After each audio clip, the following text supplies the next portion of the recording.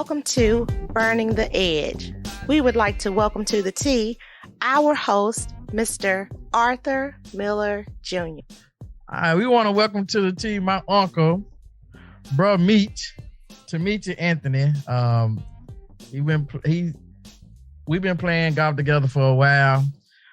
Tonight gonna be a little different though. We're gonna talk a little golf, but we got a major topic that's for the men to talk about, and not only the men, but it's for women too. What's going on, bro, Meech? How you doing? I'm doing pretty good, man. So how did you get into golf, man? Brands got you into it.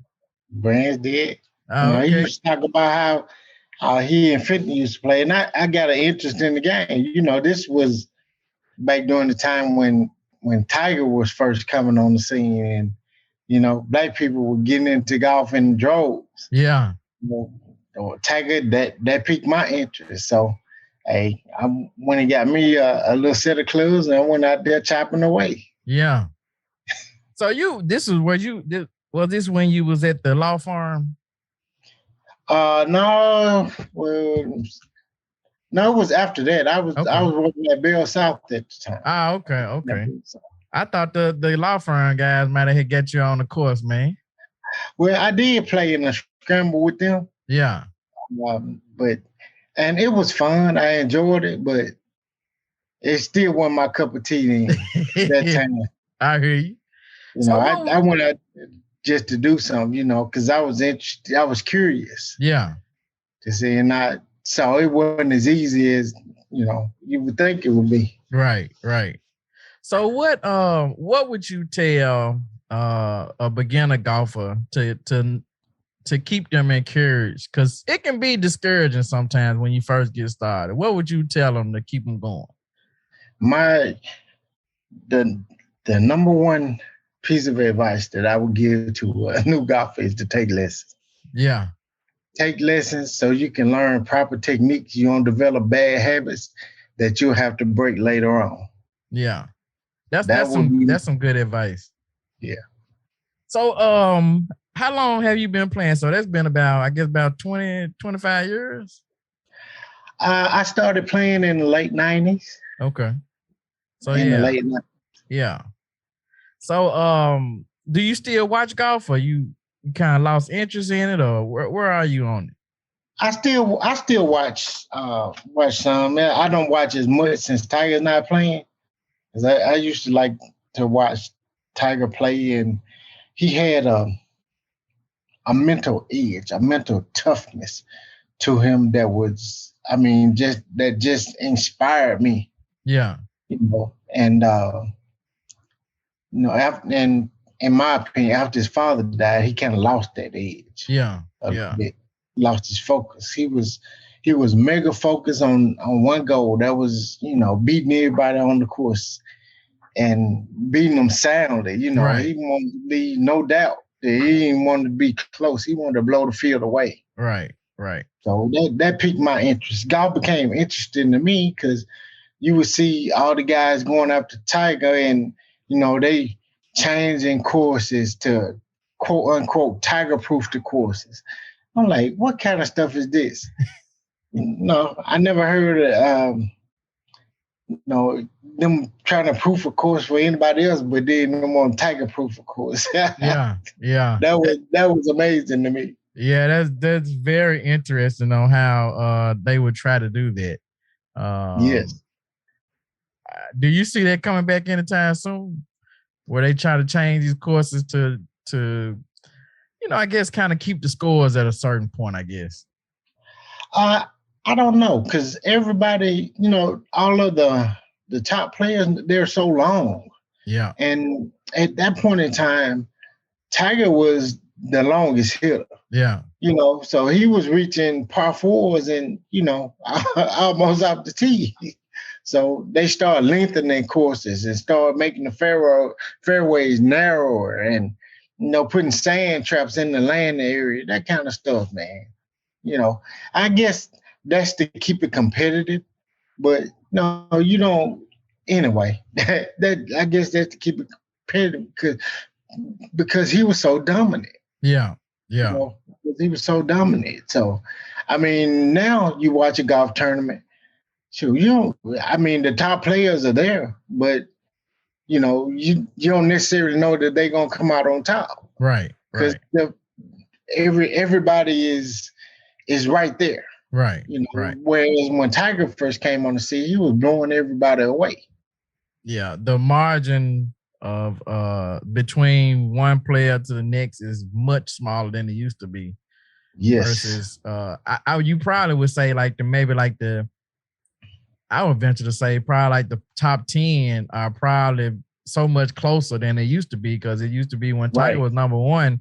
I mean, when he was playing in his heyday, he was winning like 1 out of every 4 tournaments, more than 1 out of 4 tournaments.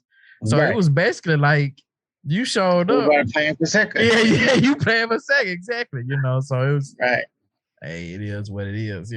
Yeah. I wanted to bring you on because I want to talk about this so that we can kind of take away some of the stigmas that's kind of associated with it. So tell me about, I guess it's been almost 2 years ago, right?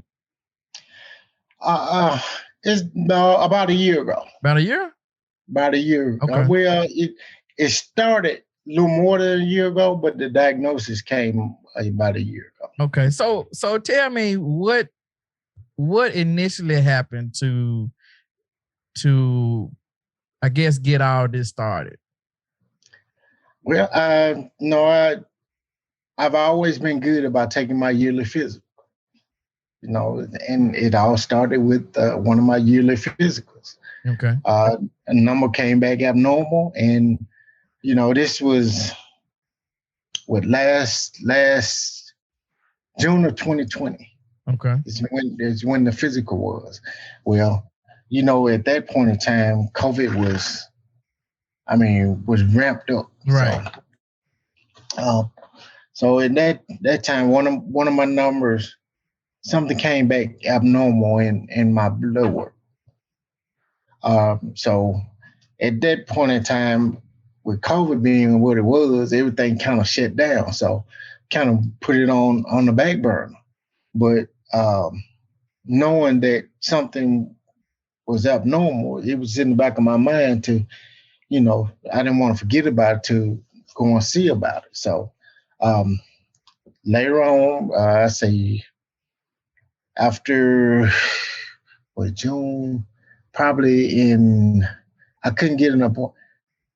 No, my doctor referred me out to a urologist because my PSA number was high. Yeah. And PSA, that's the prostate specific antigen, and I think is what that acronym stands for.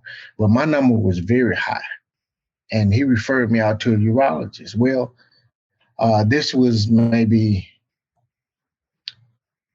when I got the referral, maybe late August. Well, everything was so backed up, I couldn't get in to see the urologist until like mid or late September, something like that.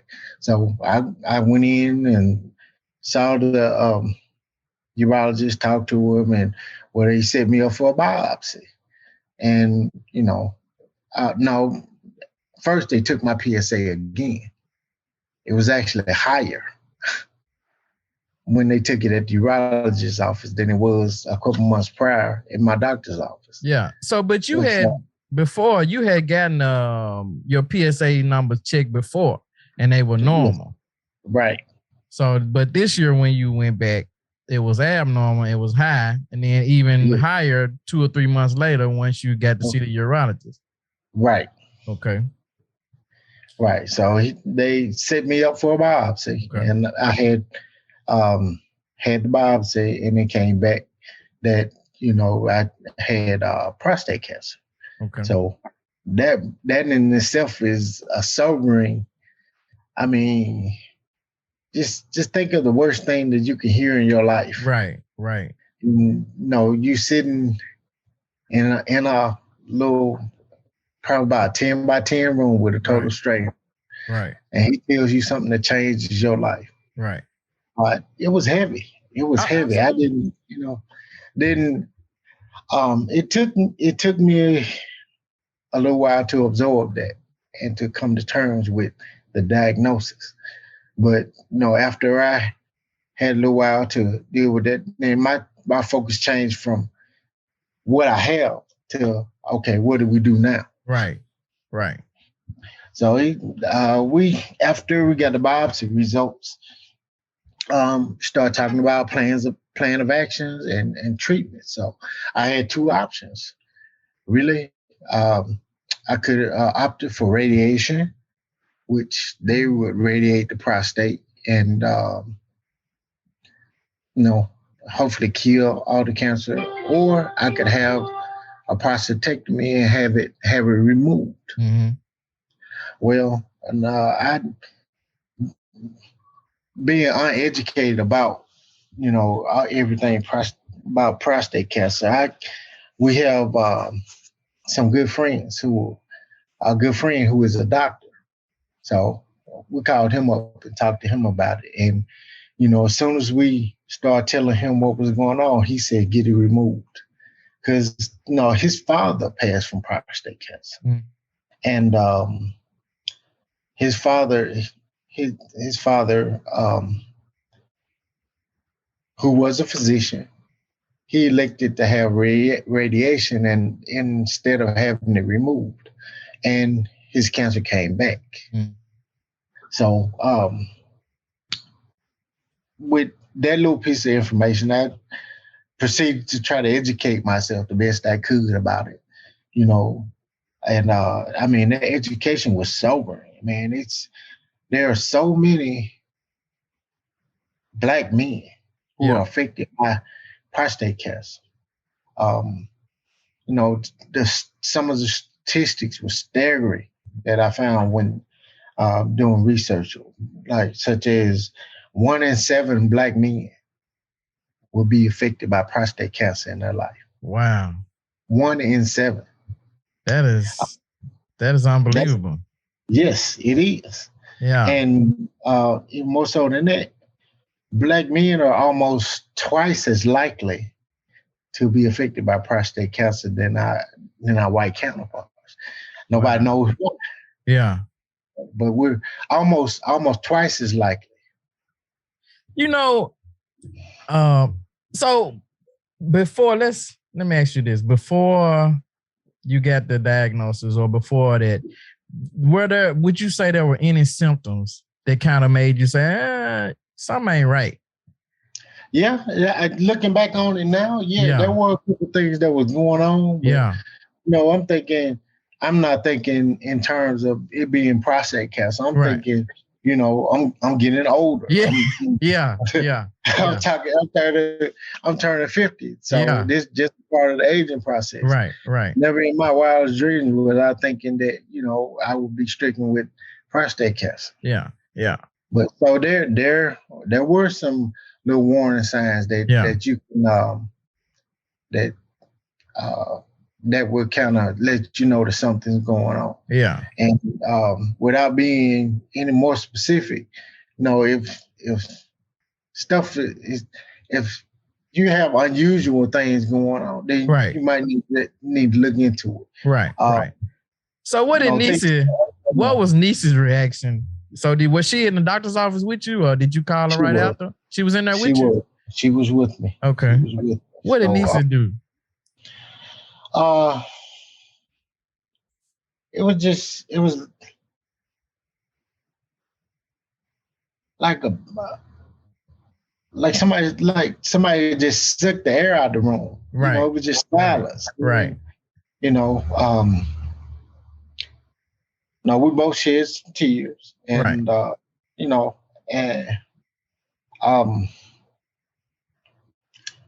it's really, after he said that, everything just kind of went blank for me. Right. Because that was heavy. I've heard a lot of people, being diagnosed with cancer in my lifetime, and it's you can have faith that God's going to deliver them and this, that, and other. But when it's you standing in the fire, it's not as easy to And I mean, it's not as easy to stand up and say, God's going to deliver me from this. Because you have, the human nature tries to kick in, and, the enemy, of course, try to attack you and plant different thoughts in your mind. But once I gathered myself and came to terms with the diagnosis, and my focus changed from, okay, what are the next steps? Then, my prayer was, Lord, just lead me. The word says that God won't put any more on you than you can bear. Right. So I'm thinking at this point, all right, God, you brought me to this. So now I'm leaning on you to take me through. Right. And that's what he did. Right. That's what he so did. you get the diagnosis, and you opted for the prostatectomy. Yeah, prostatectomy. Hey man, I can't get out of here. I'm not a doctor. I had to nurse too. Yeah. I'm gonna tell you something that's funny. You fill out them forms when I get out my DOT every year, and you gotta say what surgeries you had. So I had my gallbladder removed. So every time I have to look up, how do you say gallbladder removal? It's cholecystectomy or something. Every time I have to look it up because I can't never remember how to say it. Yeah. Right. Yeah. So you opted for that, and yes. And let me tell you the reason why I opted for that. Okay. In my conversation with my doctor friend, he recommended that hair removed, and the reason why, because a lot of times it returns if you don't have a prostate removed. Was that a big deal to you? Was that like one of the factors into it? Like, okay, if I'm getting the radiation, what effects is that gonna have on me versus the prostatectomy or whatever? Well, no, that wasn't my consideration. I'll tell you why. Because my prostate cancer had spread outside of the prostate into my lymph nodes. Really? Yes. I mean, it wasn't much, but it was outside of the prostate. So that right there increased my chances of it returning. Yeah. So that's why I elected to have the prostatectomy, to have it removed. Right. And they did it robotically, and in the process, they removed the surrounding affected lymph nodes. So that's why I opted to have it removed, because of that very reason right there. I didn't want to take the chance on, them radiating and, not getting it out and it returning years later. And, I wanted to get it out of my body and move forward. So that's why I made the choice. Yeah. To have it removed. So you get it removed, and you told us about it. You didn't tell us about it on Thanksgiving. I remember this because I was pissed. I'm like, bitch, you like one of my favorite uncles, and we ain't even blood uncles like you, and you ain't gonna keep this from me? You could have told me, man. I can see not telling the rest of them jokers, but you could have told me, And that's, I was just being selfish, but that's what I was thinking, But I understand why you didn't do it, and I understand. We talked about it, and you didn't want to put a damper on the holidays and stuff like that, Right. And I understand that or whatever. And to me, I try my best to be optimistic. And but I can understand how when it's you, it ain't always easy to be very optimistic. It's not. It's not. And it's just human nature, Right. And that's one of the reasons why I kept it, because I had to process it myself. Yeah. I cannot explain this to you, my nephew, who I love and who loves me. Right. How can I explain to you? And I'm still shaky on, it's right. That's gonna make you worry about me more. Right. So I had to process it and deal with it and come to grips with it myself. Right. Before I could tell anybody. Right. So and it, I said that's a heavy diagnosis. Oh yeah, it's very heavy. Very heavy. It's heavy. Yeah. So you get the prostatectomy, and you tell us about it. And did you tell everybody at the same time? I can't remember. Yeah, about the same time. Yeah. And then you get it. You had the procedure. What was it like in December? Wasn't it January? It was February. February. Yeah, it was February. Right. This year. Right. Because we was gonna plan the trip. And then that's when we found out about it or whatever. Mm-hmm. To go on the golf trip or whatever. I remember, yeah.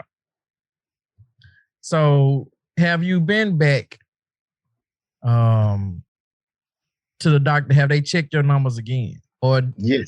Are those, so once you have it, do you still even get those numbers since you don't necessarily have a prostate anymore?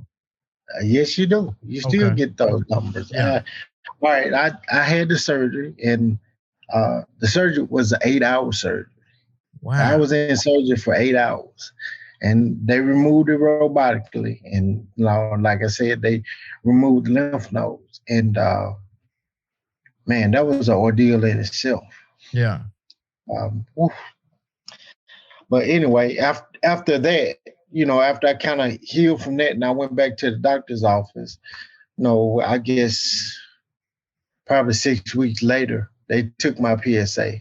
Mm-hmm. And, when they first took it at the urologist's office, my PSA was 41. It's supposed to be like 1 or 2. Okay. Mine was 41. When they took it a couple months prior to that in my doctor's office, it was 39, I believe. Mm-hmm. So a couple months later, it went from 39 to 41. Mm-hmm. And after surgery, they took it. It was what was that number? Like it was less than 0.9. Mm-hmm. So it went all the way down. But right. They want it even lower than that. So they give me some tablets to take, mm-hmm. some like hormone tablets, because ironically enough, prostate cancer feeds on testosterone. Wow. Yes. That is terrible. Yeah, it feeds on testosterone. So right. He gave me some hormone tablets to block my testosterone level. Yeah. So that number could went on down. Right. And I took those tablets for, I don't know, a month or two. And after that, I went back, and my number, it went down a little bit more, but it still wasn't where they wanted it to be. So now I'm in the process. I'm 9 months out from surgery, and I'm doing now what they call hormone therapy, mm-hmm. where I get a shot every 6 months. A shot to keep my testosterone levels low. Yeah. So because that's what the prostate cancer feeds off of. Yeah. And something else that I haven't disclosed is that, I opted to have the radiation treatment as well. Mm-hmm. And I'll tell you why. Because my cancer had spread outside of the prostate, I wanted to. They recommended that I had radiation to get anything that they may have missed. Yeah. So just last week, I finished up a 7-week course. I didn't know that, me. Yeah, I told you I didn't disclose. We're gonna have to have a talk, me. We gotta go behind the shed, man. Well, you can whoop me once I get 100%. What you say? Don't kick a man while he's down, huh? Right. But yeah, I went through that, and most people get radiation and chemotherapy mixed up. They're two different things. Yeah. The chemo is when they give you the IV and run that chemo fluid into your body. Right. Radiation, they put you in a machine like an MRI machine. Oh, okay. And they send radiation to a specific area. Yeah, okay. The area to eradicate the cancer cell. Okay. Yeah, I think that's similar to what Les had before they removed his liver. Before he got a transplant. Yeah. Well, it might have been after. No, it was before he got a transplant. Yeah. They did the whatever it is that targets the immediate area wherever the cancer is. That's radiation. Yeah. So I know he didn't do the chemo because I would have remembered. Yeah. Because you're right, because the chemo affects you a lot worse than the radiation does. That's where you get the hair loss and all that. You have symptoms from radiation, but nothing like chemotherapy. Yeah, that's the one that gives you the nausea and you weak and you can't really do anything and like 2 or 3 days after. Hair loss and all that. Yeah. So wow, man.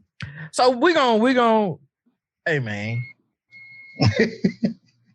You suppose we got to be praying that these numbers keep on going down, which they are. I believe that. And I went back to my urologist on the I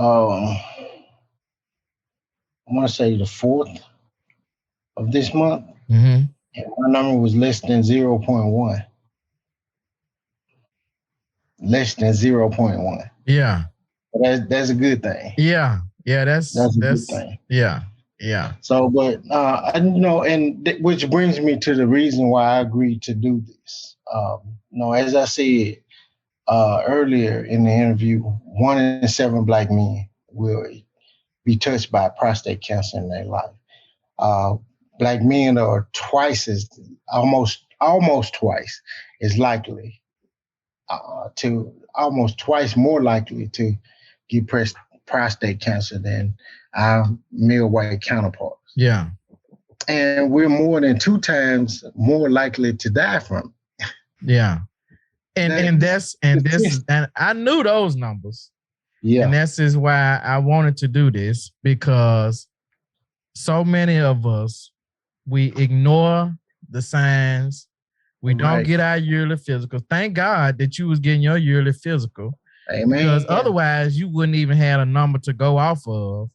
You wouldn't even know. You wouldn't have been able to say for instance, if your original number was, let's say 1 and it went to 3, you wouldn't even know that it's going up because you don't have anywhere to start. You don't have a baseline. Right. So, and going from 1 to 3 might not sound like a lot, but then that tells somebody something going on. But see, if a urologist see that number, they gonna check you out because that's abnormal. Right. It's not supposed to do that. Right. So that's what I'm saying. So like you wouldn't even have anything to start if you're not going to get your yearly physicals. And I hate to say it, but as men, sometimes we don't want to go to the doctor and we just say, oh, that's just this or that. Well, you don't know that unless you go to the doctor and you get checked out and you know for sure that, okay, this is just my back hurting. It ain't my kidney, or this is just my knee hurting me and it ain't something else going on, And I'm just glad you came on, man, and you willing to talk about it. And, this is to help somebody. Yeah, and that's the reason I agreed to do it. Because, if I could just help, one other person to avoid, what I've been through is worth it. Because, my motto now is know your number. Right. Know your number. Right. And, it's simple. They can do the test when you go in and take your physical. And if you are a Black man that's 45 years of age or older, you need to have your PSA checked every year. Hey, man. Every year. I'm 43, and I'm specifically, when I go to my doctor, I got a physical coming up at the end of the month. I'm specifically telling her, you need to check my numbers, because I want to know.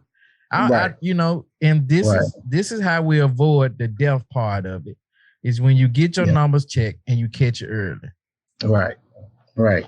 And probably 100 out of 100.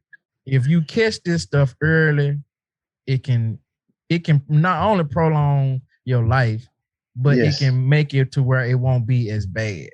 Right. It's definitely, prostate cancer is definitely survivable.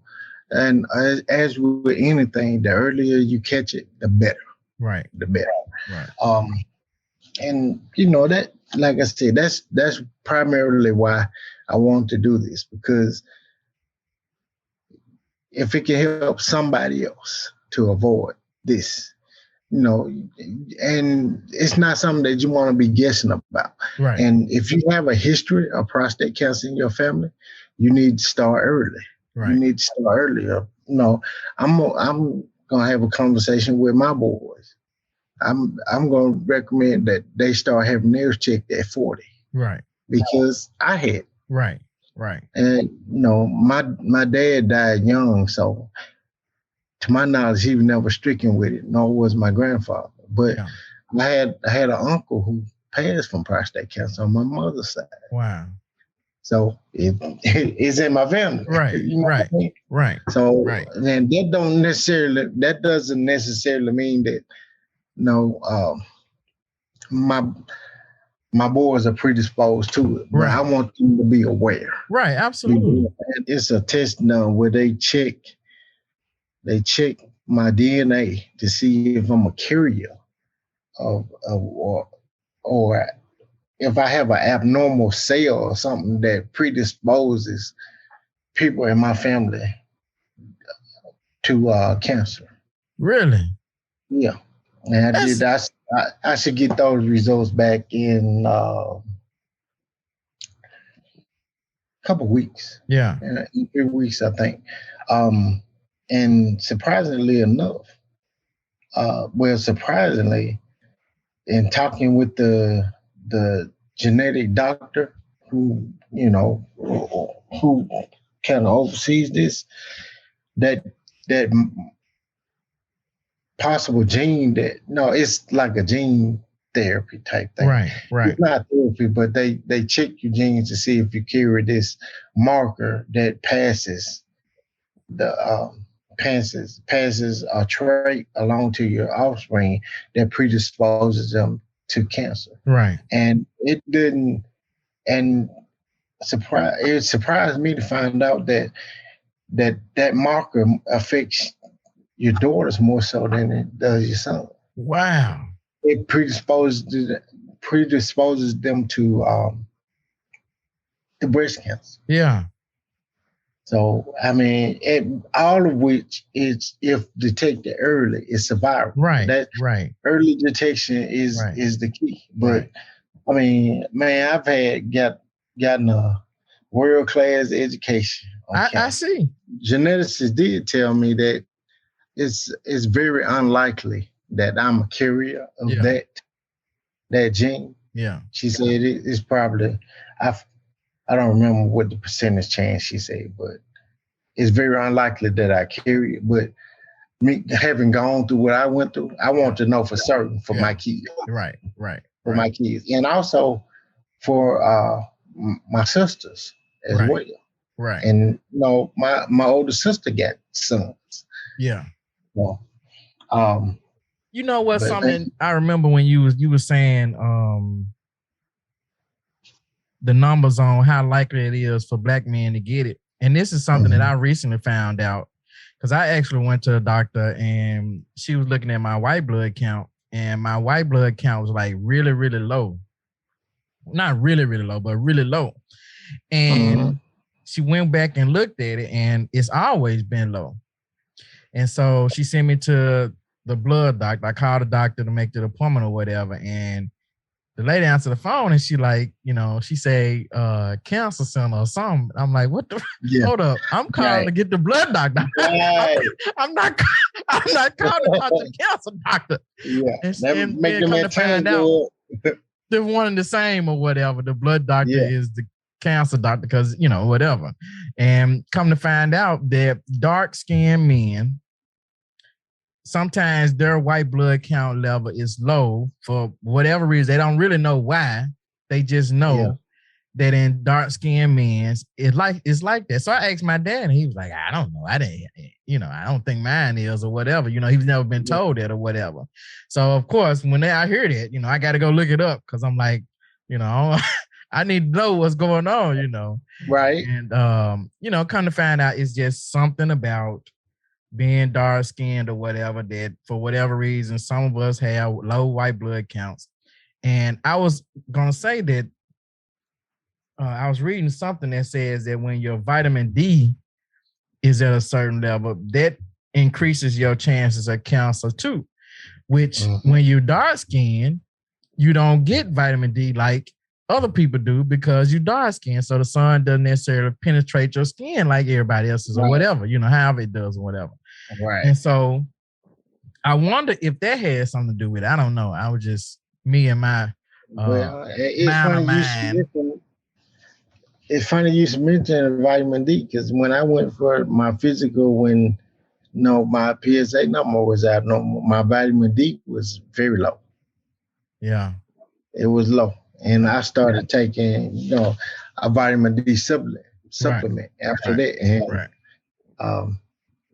but I never thought that as much as I'm outside in the sun, that my vitamin D would be low. we work in the same place, so that's what I was thinking. I was like, as much as I'm out in the sun, as much as I play golf in the sun, man, I know my vitamin D can't be low, Right. And but I take a supplement for it now, and I don't know if it has something to do with it or not, but we got to do everything that we can, and God handle the rest. We can't put everything on him. We got to do our part. Exactly. Yeah. Exactly. Yeah. So, no, like I said, man, know your numbers. Yeah. Know your numbers. Yeah. Have them check. Don't speculate. And like you said, if you got something going on that's abnormal, go to the doctor. Yeah. Yeah. Have it checked out, man, because it might save your life. Right. Just being blunt, it might save your life. It definitely can. And all the research and stuff that I've done and my looking up, that you don't have to die from prostate cancer. No, it's not a death sentence. Right. But this has been a journey. It's given me a new lease on life. I look at things differently. Because, some trying times in dealing with this. Yeah. Now I tell my wife all the time that I don't take feeling good for granted anymore. I can recovering from that surgery. Yeah. Dude, it was some days where I'm like, Lord, I don't know how I'm gonna make it through this, because this right here, you kind of feel like Job. In a sense, not just like Job, because of course I ain't go through nothing like what Job went through. Right. You start feeling like that. Yeah, and one of my favorite scriptures is, though he slay me, yet will I trust in him. Yeah. And while I'm going through all this, I still trust you, God. Absolutely. I still trust you. Absolutely. And you have to get to the point where you can say that and be authentic with it. Absolutely. So, but I thank him for bringing me through. I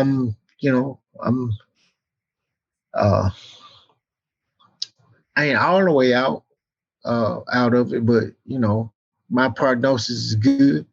I don't expect it to return or anything, but only God knows. Right. God knows. But I ain't living in fear of it. Absolutely not. Absolutely not. I'm going on with my life. And like I said, I got a new lease on life, a new perspective. And tomorrow's not promised. So, things that I've been wanting to do, that I've been putting out, I'm making plans. Hey, that's all you can do. I ain't getting no younger. Yeah, ain't none of us getting no younger. Every time that clock tick, we're getting older. Right. Yeah. But that's better than the alternative, though. God brought me through it. Absolutely. But God gave me a wife that is truly my crutch. She held me up. Yeah. She, she had to take her time. She had to have her time to process. and deal with it. And but she been there with me every step of the way, man. I'm so thankful. I'm so thankful. And, I just, and a lot of times I kind of felt like I couldn't really show how I was truly feeling because I didn't want to, burden her because she was already worried about me. But that wasn't the case. Yeah. She was just being there, being a good wife, being a good partner, being, my prayer partner, praying for me, just taking care of me, man. And I'm very grateful for that. Dealing with any kind of diagnosis is an ordeal.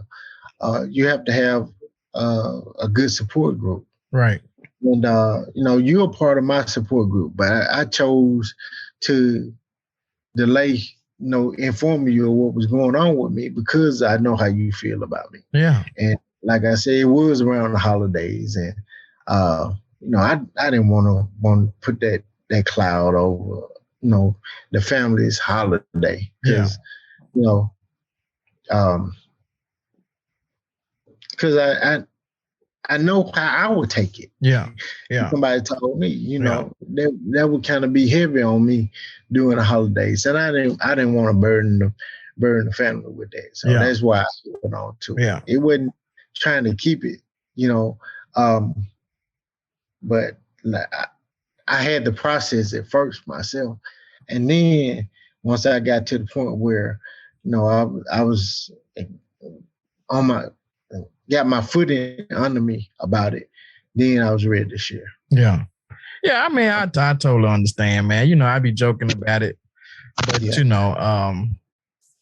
I just trust God, man. I know God gonna do what he gonna do. Most definitely. And I just know, I try my best to do my part, and he can work the stuff out that I know I can't, that I can't do nothing about, and and I just believe and trust in him.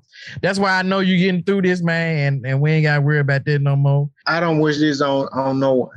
I don't wish it on no one. Man, but hey, there's a lesson in it, and God allowed me to go through this for a reason. Yeah. Yeah. So it's gonna help somebody. Yeah. It's gonna help somebody. Yeah. Hopefully help some fellas out here, man. They go get checked out, and even the women, don't be hesitate to go get checked out. Whatever going on with you, I know most women don't have an issue with it because they get they woo-ha and all they stuff checked out on a regular basis. It be us that be, I ain't going to, man, take your tail to the doctor, man. I'm gonna tell you this real quick. I'm kind of disappointed because one of my boys was having some issues, and he sat around and didn't go to the doctor, which made it a little worse. But he finally went on and went or whatever. When it was unbearable, he couldn't deal with it no more almost. And I ain't guess that like us? Yeah, it's just like I'm like, hold up, bro. You ain't never known me not to go to the doctor. I go, man. I can be snot boogers and be like, hey man, I just feel like crap. I'm going to the doctor. I need a cocktail shot, something. I need something better. Make me feel better. Man, that's what I'm talking about. I can't lay up in the bed. I got to go play some golf or something. I got to do something. I ain't got time for this. Man, I don't take for granted. I don't take feeling good for granted anymore. Hey, I'm telling you, your story is letting me know that I don't need to take it for granted anymore either. I can tell you that. Yeah. If I can get up out the bed, I need to make something happen. Right. Yeah. And and my words to anybody who might be listening to this, especially if you're in your mid-40s, you're in your mid-40s or older, and you don't know what your PSA is, you need to have it checked. Yeah. Yeah. Know your status, know your number. Right. It might save your life. Absolutely. It might save your life. All right, bro, Meech, I appreciate you, man. Yes, sir. Thank you for having me. Have a good one, man. You too, all right. All right, now, man. All right. Don't y'all work too hard tomorrow, now. You know me. Thank you for listening to the Burn the Edge podcast. I hope you enjoyed the conversation today with my uncle Tymechie. It's just a testimony to show that we can, when you are aware and you're doing something about your health, We have to take it seriously if we want to live and continue to have a prosperous life. We have to do our parts. I'm going to be going to the North American Finals of the Amateur Players Tour at Pinehurst, North Carolina. I hope you all wish me luck. I'm going to go out here and try to see what I can do and make some noise in Division 5. I want to wish all the players that listen and everyone out there the best of luck and play well. Hopefully the Memphis tour can bring home some trophies. Our new tour director, Russell Cook, maybe he can lead the team and bring home some hardware or bring home some cash. So please like, follow, subscribe to the podcast. Follow us on Facebook and Instagram. Check us out on iTunes, iHeart, Spotify, Podbean, and also Amazon Music. Please leave your comments, any thoughts and concerns you might have about the show. It's going to be coming up soon to the end of the season with the North American Finals this week. Probably going to try to do, it won't be a post every week, but we're going to have some guys coming up that's going to give you some tips that you can work on during the off season while you're sitting around the house. Thank you again for listening to the Burn the Edge podcast.